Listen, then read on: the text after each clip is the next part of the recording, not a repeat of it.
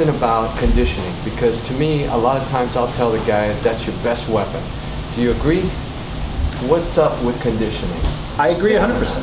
And conditioning, it should be your best weapon for everything, not just fighting. Every sport, every competition. I look at it.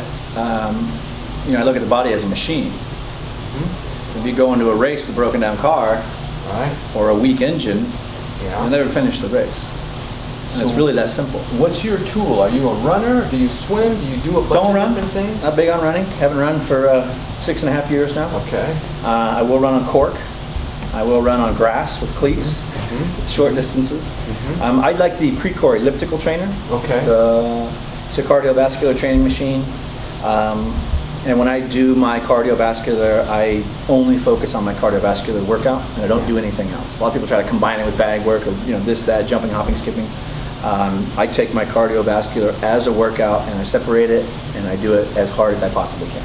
Okay, so are you sprinting on these machines? I have a heart rate monitor, and I recommend everybody, if you're going to do real cardiovascular training, get a heart rate monitor. Otherwise, you're pretty much wasting your time. And I work at 80 to 85% on max heart rate for 25 to 30 minutes, depending on the length of my fight. Okay. And during that time, when I get closer to fight time, usually my cardiovascular training is a 8 to 6 week training platform. Okay. When I get to the last couple of weeks before my fight, I'll do interval training, I'll do sprinting, but I pattern my intensive cardiovascular training exactly as a fight would play out. So in the beginning, I'm just going as hard as I possibly can until I build a really strong base. Okay. Then after that, I work it like a fight. Bell rings, I got a 5-minute burst. So it's the first round, or the first minute, it's medium hard. Second minute, as hard as I possibly can. Okay. Maybe the third minute, I chill out a little bit, and the fourth and fifth minute, I just blast as hard as I possibly can. Okay. And then on my round break, I just lower my heart rate and I slow everything down. Even though my heart rate is probably still at 75%, I slow everything down. I readjust my brain, and I hit the second round. Okay. Now I'm not ready to do that until after about 5 or 6 weeks of cardiovascular training. Okay. But at that time, my cardiovascular system is so strong and so efficient that it's easy to hit those bursts. Not easy, but it's much easier. Yeah. To work up. Yeah. Let me ask you this. Are you a thinking fighter, or are you the type of fighter that lets your training take over? It's all instinct. Very good. Yeah, I think very little, although there is a concrete plan or strategy, scenario in place.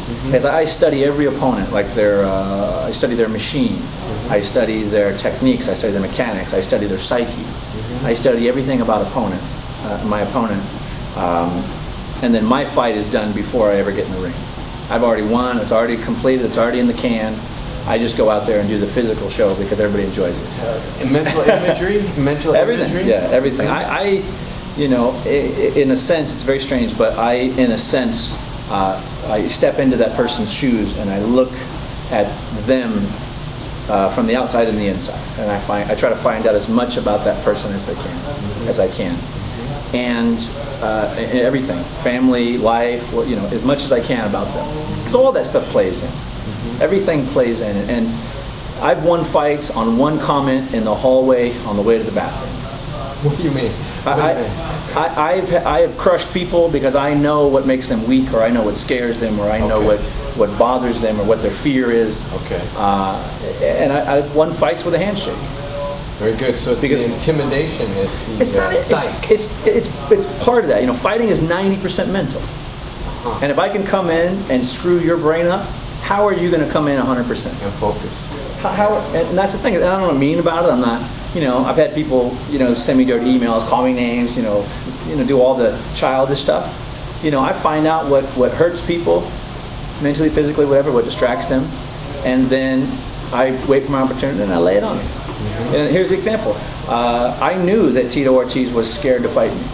I knew that inside there was a fear that he could not beat me. I knew that part of him believed that he could, but the rest of him was like, this is going to be if I do this, it will be a miracle. So before the fight, when I saw him out there watching the show and pacing and doing stuff, I got a chicken salad and I sat down next to him and ate it. And I just ate it like nothing was wrong, and I hung out, you know. Yeah, yeah. And then when I was done, I wiped my mouth, I put it away, and I said, good luck, man. And I went back in my dressing room. But I knew at that moment that he was looking at me like, how can this man be so relaxed and so confident? And I knew that it shook him to his core. Yeah, very good. It's And that was it. Then I went in the back, I fought, and then I puked my guts up afterwards because I had that chicken salad in my stomach. Too soon.